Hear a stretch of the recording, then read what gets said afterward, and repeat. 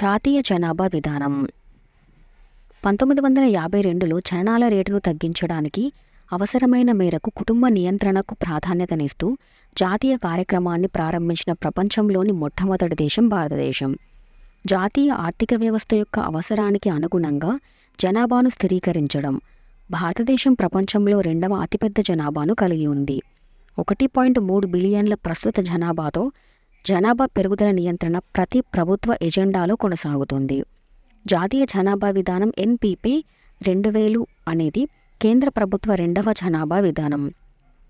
NPP గర్భనిరోధకం, ఆరోగ్య సంరక్షణ, మౌలిక సదుపాయాలు మరియు ఆరోగ్య సిబ్బంది కోసం ఆవిష్కృతమైన అవసరాలను పరిష్కరించడం మరియు ప్రాథమిక పునరుత్పత్తి మరియు పిల్లల ఆరోగ్య సంరక్షణ కోసం సమగ్ర సేవలను అందించడం తన తక్షణ లక్ష్యాన్ని పేర్కొంది.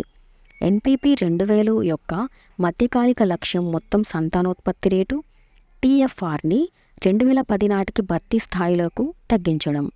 దీర్ఘకాలిక లక్ష్యం 2045 నాటికి స్థిరమైన జనాభాను సాధించడం. స్థిరమైన ఆర్థిక వృద్ధి, సామాజిక అభివృద్ధి మరియు పర్యావరణ పరిరక్షణ అవసరాలకు అనుగుణంగా ఒక స్థాయిలో. అదనపు సమాచారం. జాతీయ జనాభా విధానం యొక్క ప్రాముఖ్యత, లక్షణాలు. ఇందులో శిశు మరణాల రేటు IMR దేశంలో ప్రతి 1000 సజీవ జననాలకు 30 కంటే తక్కువకు తగ్గించడం NPPని తీసుకువచ్చినప్పుడు నిర్దేశించిన 2010 నాటికి సాధించాలి. ప్రసూతి మరణాల రేటు MMRని 1,00,000 సజీవ జననాలకు 100 కంటే తక్కువకు తగ్గించడం అంటే NPPని తీసుకువచ్చినప్పుడు నిర్దేశించిన 2010 నాటికి సాధించాలి. టీకా నివారించగల వ్యాధులకు వ్యతిరేకంగా పిల్లలందరికీ సార్వత్రిక రోగ నిరోధకతను సాధించడం.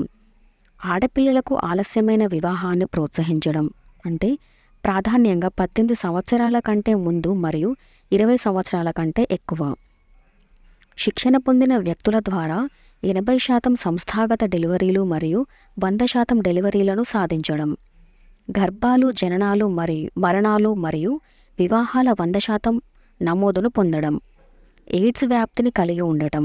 పునరుత్పత్తి మార్గము అంటువ్యాధులు RTI మరియు లైంగికంగా సంక్రమించే అంటువ్యాధులు STI మరియు జాతీయ ఎయిడ్స్ నియంత్రణ సంస్థ NACO నిర్వహణ మధ్య మెరుగైన సమన్వయాన్ని పెంచడం. సంక్రమించే వ్యాధులను నివారించడం మరియు నియంత్రించడం.